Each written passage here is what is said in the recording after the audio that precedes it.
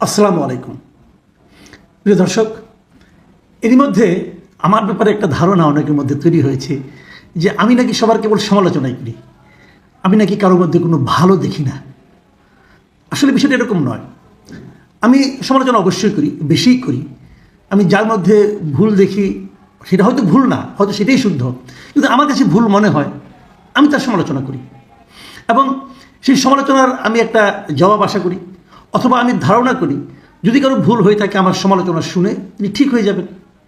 এরকম তো হতেই পারে, কিন্তু যিনি আজকে ভুল করেন উনি যে আগামীকালকে শুদ্ধ করবেন না তা তো নয়।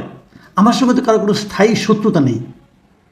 যদি আওয়ামী লীগ ভুল করে আওয়ামী লীগের সমালোচনা করি, যদি আমার কাছে ভুল মনে হয়, যদি বিএনপির কোনো কাজকে আমার ভালো মনে না হয় আমি তার সমালোচনা করি, আবার যদি জামাতে ইসলামের কোনো কাজকে ভালো মনে হয় আমি তার প্রশংসাও করি।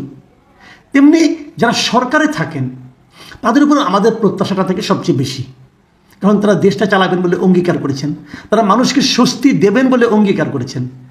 কাজেই তাদের মধ্যে যখন আমরা অঙ্গীকার ভঙ্গের প্রবণতা দেখি, অথবা তাদের মধ্যে যখন এক ধরনের নিস্পৃহ ভাব দেখি, তখন সমালোচনা করি। আবার সরকারের একটা ভুল করেছে বলে সরকার ভালো কিছু করবে না তাও তো নয়, ভালো কিছুও করে, প্রশংসা করি। আজ আমি প্রশংসা করতে বসেছি। কার প্রশংসা? এই সরকারের উপদেষ্টা মণ্ডলীর। যে ব্যক্তিটির বিষয়ে আমি সবচেয়ে বেশি সমালোচনা করেছি বলে আমাকে কেউ কেউ বলেছেন, তার প্রশংসা করতে বসেছি। সে কে? তিনি হলেন আমাদের একজন উপদেষ্টা, তরুণ উপদেষ্টা, বাট গুরুত্বপূর্ণ, মাহফুজ আলম। আমি আজকে তার প্রশংসা করতে বসেছি। কী প্রশংসা সেটা বলি। উনি আজকে একটা ফেসবুকে স্ট্যাটাস দিয়েছেন। সেই স্ট্যাটাসের আমার একটা শিরোনাম আছে, জনগণ ও মধ্যবর্তী অবস্থানের সপক্ষে। এই স্ট্যাটাসটা দিয়েছেন, এখানে উনি অনেকগুলি কথা বলেছেন যে উনি যে আসলে মাস্টার মাইন্ড না, এবং মাস্টার মাইন্ড যে বলা কাউকে ঠিক না এটা বলেছেন, অথবা তৌহিদি জনতা বলাতে কে কে রাগ করেছেন সে সম্পর্কে বলে। এটা আমি পড়ব। পড়ার আগে আমি একটু বলে নিই আপনাদেরকে যে এই স্ট্যাটাসটা আসলে পূর্ববর্তী দুটো স্ট্যাটাসের আমার বিবেচনায় ধারাবাহিকতা। এর আগে উনি দুটো স্ট্যাটাস দিয়েছিলেন, সেই দুটোর একটা ছিল 10 তারিখে আর একটা ছিল 11 তারিখে। 10 তারিখের স্ট্যাটাসটা বেসিক্যালি হয়েছিল, আপনাদের মনে আছে বইবেলায় একটা ঝামেলা হয়েছিল একটা বইকে কেন্দ্র করে, একটা স্টলকে বন্ধ করে দেওয়া হয়েছিল। তৌহিদি জনতা নামধারী কিছু লোক যে সেই স্টলটাকে বন্ধ করে দিয়েছিল, সেখানে তসলিমা নাসরিনের বই বিক্রি হচ্ছিল বলে। এই প্রেক্ষিতে কিনা আমি জানি না, এই ঘটনার পরপরই মাহফুজ আলম সাহেব একটা স্ট্যাটাস দিয়েছিলেন 10 তারিখে, এবং ওটা পরে আমি আসলে একটু বিস্মিত হয়েছিলাম। আমার কাছে খুব ভালো লেগেছিল, আমি আসলে ভাবতেই পাইনি উনি এরকম স্ট্যাটাস দেবেন। উনি লিখেছিলেন, আমি আপনাদেরকে পড়ে শোনাই, এই স্ট্যাটাসটা আমি পুরোটাই পড়বো আপনাদের কাছে। উনি লিখেছিলেন, অভ্যুত্থানের পক্ষে হলে মব করা বন্ধ করেন, আর যদি মব করেন তাইলে আপনাদেরও ডেভিল হিসেবে ট্রিট করা হবে। আজকের ঘটনার পর আর কোনো অনুরোধ করা হবে না, আপনাদের কাজ না আইন নিজের হাতে তুলে নেয়া। একদম স্পষ্ট কথা কিন্তু, যে আপনি যদি অভ্যুত্থানের পক্ষের লোক হন তাহলে এই মব এটা করতে যাবেন না, এটা করতে বন্ধ করতে বলছেন উনি। তারপর উনি আর কি লিখেছেন, কথিত আন্দোলন আর মবের মহড়া আমরা এখন থেকে শক্ত হাতে মোকাবেলা করব। রাষ্ট্রকে অকার্যকর এবং ব্যর্থ প্রমাণের চেষ্টা করা হলে এক বিন্দু ছাড় দেওয়া হবে না। এই লিখেছেন, আরও দুটো প্যারা আছে, ওটা না পড়লে চলবে, এখানে মূল বক্তব্যটা রয়ে গেছে। এই স্ট্যাটাসটা যারা এই মবের পক্ষের লোক, এরকম অনেকে কিন্তু ভালোভাবে নেননি, এবং ভালোভাবে যে নেননি এই স্ট্যাটাসের নিচে যে কমেন্টগুলো আছে সেই কমেন্টগুলো পড়লে আপনারা বুঝতে পারবেন। আমি ওখান থেকে দুটো কমেন্ট আপনাদেরকে পড়ে শোনাচ্ছি। একটা লিখেছেন মিস্টার আবদুল্লাহ আল মাহমুদ, তিনি লিখেছেন, ভাই আপনি দায়িত্বশীল মানুষ, যারা আপনাদেরকে বিশেষভাবে আপনাকে ক্ষমতায় যাওয়ার রাস্তা করে দিয়েছে তাদেরকে প্রতিপক্ষ ভাববেন না, দায় ও দরদের সাথে চিন্তা করে দেখেন এইখানে সত্যিকার অর্থে উস্কানিদাতা কারা আর কারা শান্তি রক্ষার চেষ্টা করতেছে।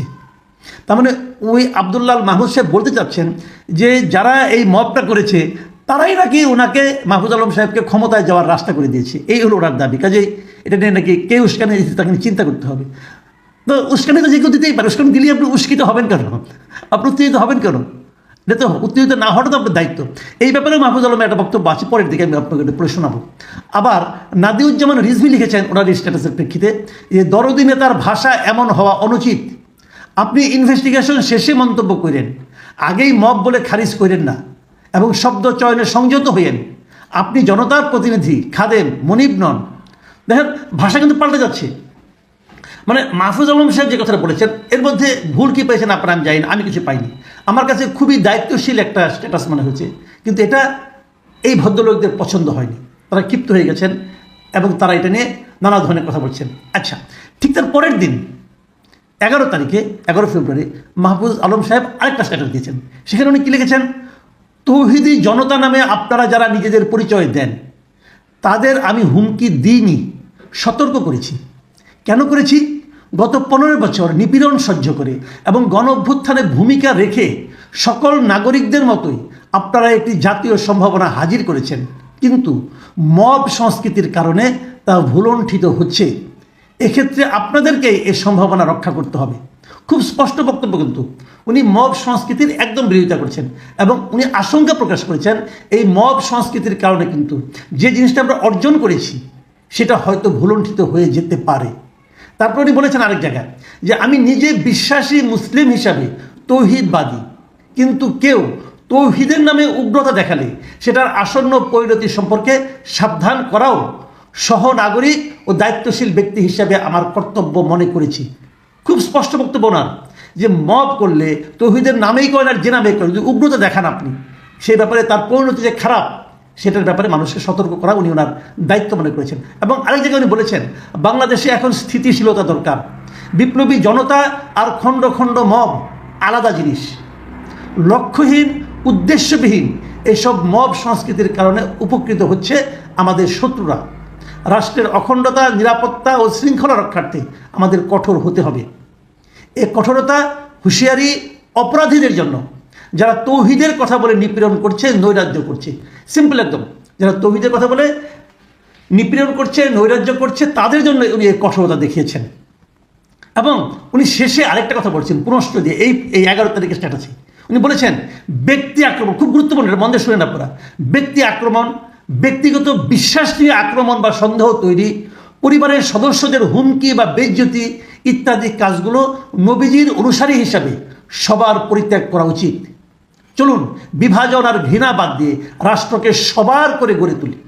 দেখুন মাহফুজ আলমের এই যে ঐক্যের ডাক এবং এই যে বলা যে ব্যক্তিগত বিশ্বাসকে আমি মনে করলাম আপনি মব, অতএব আপনাকে আমি অ্যাটাক করলাম, এটা হয় না, এটা হয় না। আমি একা মনে করলে তো হবে না, অথবা আমার বন্ধু বান্ধবরা মনে করলো আপনি খারাপ, অতএব আপনাকে আমি অ্যাটাক করলাম, আপনি স্বৈরাচারের দোষর বলে অ্যাটাক করে দিলাম।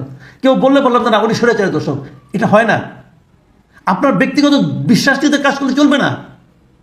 এইগুলি উনি করতে না করছেন, বলেছেন এটা নবীজির অনুসারী হিসেবে আমাদের মধ্যে এই আচরণ এই থাকা ঠিক না। আমি এখন আপনাদেরকে শেষ আজকে যে এটা উনি স্ট্যাটাসটা দিয়েছেন সেটা একটু পড়ে শুনতে চাই। এখানে উনি আবার বলেছেন, এর অনেক কথাই আছে, উনি পয়েন্ট করে বলেছেন, 1, 2, 3, 4 এরকম করে বলেছেন। আমি প্রথমে একটা মোটে পড়তে চাই না, কারণ ওটা মাস্টার মাইন্ড বলছেন, ওনাকে মাস্টার মাইন্ড এটা নিয়ে ওনার আপত্তি আছে। বলেছেন যে মাস্টার মাইন্ড নামক মিডিয়ার হাইপকে আমি শুরুতে প্রত্যাখ্যান করেছি। উনি বলেছেন যে আমি এককভাবে কোনো মাস্টার মাইন্ড ছিল না, সবাই মিলেমিশে করেছেন, এটা উনি বলেছেন। যাক, ওগুলি নিয়ে কথা না, আমি যে আচরণে মবের যে ব্যাপারটা বলতেছি এবং তৌহিদি জনতা নিয়ে বলতেছি। 3 নম্বর পয়েন্ট উনি কী বলেছেন, যে আমার কোনো বক্তব্য হয়তো কারো মনে কষ্ট দিয়েছে, বিশেষ করে তৌহিদি জনতা বলাটা। আপনারা যারা আমার বক্তব্যের কারণে নারাজ নাখোশ হয়েছেন, আমি আপনাদের কাছে আন্তরিকভাবে দুঃখ প্রকাশ করছি।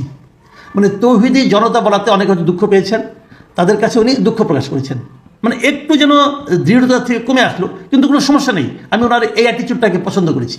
কেন করেছি, ওনার পরের লাইনটা পড়লে আপনি বুঝতে পারবেন। উনি তারপরে লিখেছেন, এছাড়া গত কয়েক মাসে অন্য কোনো বক্তব্যে কেউ আঘাত পেলে বা সেটাকে বিভাজনমূলক ভাবলে সেক্ষেত্রেও আমি আমার বক্তব্য পুনর্বিবেচনার পক্ষে। এটাই হলো আমি মনে করি মানে সঠিক চিন্তা। উনি বলেছেন গত কয়েক মাসে আমি অনেক বক্তব্য দিয়েছি, সেটা যদি কারো মনে দুঃখ দিয়ে থাকে এবং সেটাকে যদি কেউ বিভাজনমূলক ভাবেন যে এটাতে যার মাধ্যমে জাতিকে বিভাজিত করা হচ্ছে, তাহলে উনি সেটাকে পুনর্বিবেচনা করার পক্ষে, মানে আবার নতুন করে চিন্তা করতে চান।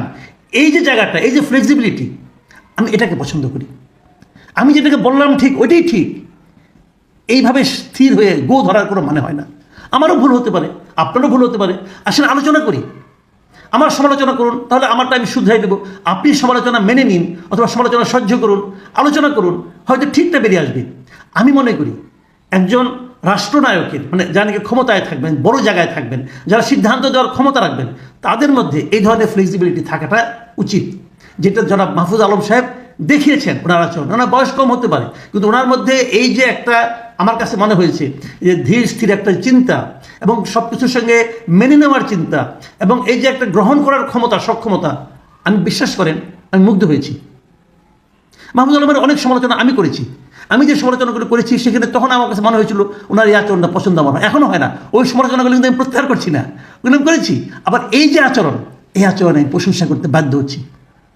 আমি মনে করি যে একজন নেতা যিনি হবেন তার মধ্যে এই গুণাবলীটা থাকা খুব জরুরি। প্রিয় দর্শক, যারা ওনাকে সমালোচনা করছেন, ওনারা অনেক সমর্থকও যে এটা পছন্দ করেন নাই, এটাই হবে, এটাই হতে পারে। আমি সেই সমর্থকদেরকে বলবো যে এভাবে বিবেচনা করেন, জাতিকে বিভক্ত করা যাবে না। আমি বারবার যে কথাটা বলি, জাতিকে বিভক্ত করিয়েন না। বিভক্ত জাতি অগ্রসর হতে পারে না। আপনি কত লোককে বাতিল করবেন? পারবেন না। সবাইকে নিয়ে চলতে হবে, ছাড় দিতে হবে, তাদেরকেও ছাড় দেওয়ার মানসিকতা থাকতে হবে। আর অপরাধীকে আমি গ্রহণ করতে বলি না, আবারও বলি, অপরাধীকে গ্রহণ করেন না। অপরাধীর জন্য শাস্তি প্রাপ্য, শাস্তি হওয়ার পর দেখা যাবে কি করা যায়। কাজেই যারা অপরাধী নয় তাদেরকে একটা অচ্ছুত গোষ্ঠীর মধ্যে ফেলে দিয়ে তাদেরকে প্রত্যাখ্যান করেন না, তাদেরকে অবহেলা করেন না, এটা ভালো হবে না। জনাব মাহফুজুল আলমকে আবার ধন্যবাদ জানাচ্ছি। পাশাপাশি সবার কাছ থেকে জাতিকে ঐক্যবদ্ধ করার একটা প্রচেষ্টা সর্বদা থাকুক, এই প্রত্যাশা করছি। প্রিয় দর্শক, ভালো থাকবেন আপনারা। আল্লাহ হাফিজ।